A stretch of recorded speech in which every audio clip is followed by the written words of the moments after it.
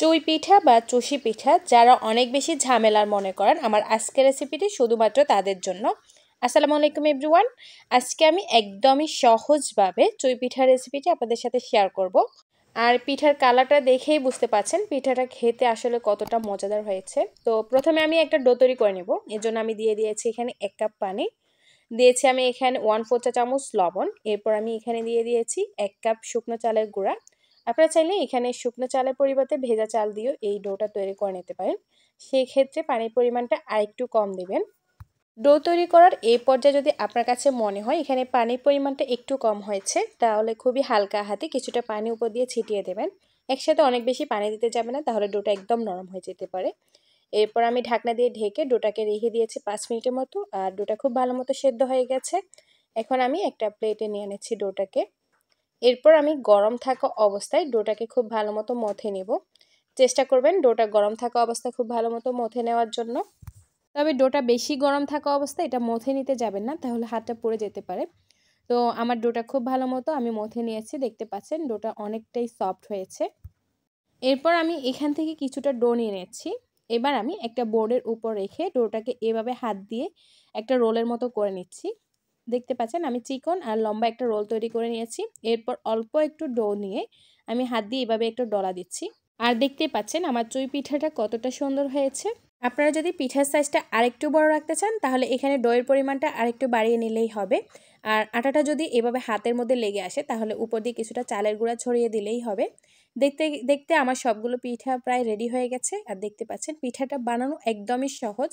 আসলে এটা বলে বোঝানোর মতো কিছুই নেই, একবার দেখলেই পারবেন। পিঠাগুলো এভাবে দেখতেও কিন্তু অনেক বেশি সুন্দর লাগতেছে। এরপর আমি পিঠাগুলোকে একটা প্লেটের মধ্যে নিয়ে নিচ্ছি। এরপর আমি উপর দিয়ে কিছুটা চালের গুঁড়া দিয়ে পিঠাগুলোকে খুব ভালো মতো একটু নাড়িয়ে ছাড়িয়ে নেব, যেন একটার সাথে একটা লেগে না যায়। আর এই পিঠাগুলোকে আপনারা সংরক্ষণ করে রাখতে পারবেন প্রায় 1 বছরের মতো। পিঠাগুলোকে খুব ভালো মতো রোদে শুকিয়ে একটা এয়ারটাইট বক্সে রেখে দিলে হবে। এবার আমি পিঠাগুলোকে রান্না করে নিব। তার জন্য আমি একটা প্যানের মধ্যে দিয়ে দিয়েছি 1 লিটার গরুর দুধ। এরপর দিয়ে দিয়েছি আমি এখানে 1/4 চা চামচ লবণ। যারা মিষ্টি খাবারে লবণ পছন্দ করে না তারা চাইলে এটা বাদ দিতে পারেন, তবে লবণ দিলে মিষ্টি খাবারের স্বাদটা আরও বেড়ে যায়। এরপর আমি এখানে দিয়ে দিয়েছি 1 কাপ খেজুর গুড়। গুড়টাকে আমি ছোট ছোট করে কেটে নিয়েছি।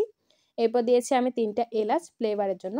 আপনারা চাইলে এখানে গুড় আর চিনি দুইটা একসাথে দিতে পারেন। খেজুর গুড় দিয়ে এই পিঠাগুলো রান্না করার কারণে কিন্তু পিঠার মধ্যে খুব সুন্দর একটা ফ্লেভার আসে। তো দুইটাকে আমি খুব ভালো মতো জাল করে নিয়েছি আর ঘন করে নিয়েছি। এরপর আমি এখানে দিয়ে দিচ্ছি পিঠাগুলো। আমি সবগুলো পিঠা একসাথে দিব না, অল্প অল্প করে পিঠা দিব। সবগুলো পিঠা একসাথে দিলে এগুলো লেগে যাওয়ার সম্ভাবনা আছে। আমি কিছুটা পিঠা দেওয়ার পর খুবই আলতো হাতে পিঠাগুলোকে একটু নেড়েচেড়ে দিচ্ছি। এরপর আমি উপর দিয়ে আরও কিছুটা পিঠা দিয়ে দিচ্ছি। এরপর আমি আবারও আলতো হাতে পিঠাগুলোকে নেড়ে দিচ্ছি। মোট কথা আমি এখানে অল্প অল্প করে পিঠা দিব আর আলতো হাতে নেড়েচেড়ে দিব, যেন একটার সাথে একটা লেগে না যায়। আর পিঠাগুলো যখন সেদ্ধ হয়ে যাবে এভাবে ভেসে উঠবে। আমার পিঠাটা রান্না অলমোস্ট শেষ, দেখতে পাচ্ছেন মোটামুটি ঘন হয়ে গেছে। এই পর্যায়ে আমি চুলা থেকে নামানোর আগে এখানে দিয়ে দিচ্ছি 1/2 কাপ নারকেল। এই পিঠার মধ্যে নারকেলটা দিলে পিঠার স্বাদ কিন্তু আরও দ্বিগুণ বেড়ে যায়, তবে আপনাদের হাতের কাছে না থাকলে না দিলেও চলবে। তো আমি পিঠাটাকে নামিয়ে নিয়েছি। এটা একটু লিকুইড থাকা অবস্থায় নামিয়ে নেবেন, কারণ ঠান্ডা হতে হতে পিঠাটা আরও অনেক বেশি ঘন হয়ে যাবে। এরপর হচ্ছে আমি এই পিঠাটাকে গরম গরম পরিবেশন করে নিচ্ছি। আসলে পিঠাটা খেতে এত মজা যে একবার খেয়েছে সে বারবার খেতে চাইবে। তো আশা করছি আমার আজকের রেসিপিটা আপনাদের কাছে ভালো লেগেছে। বিদায় নিচ্ছি আজকের মতো। আসসালামু আলাইকুম।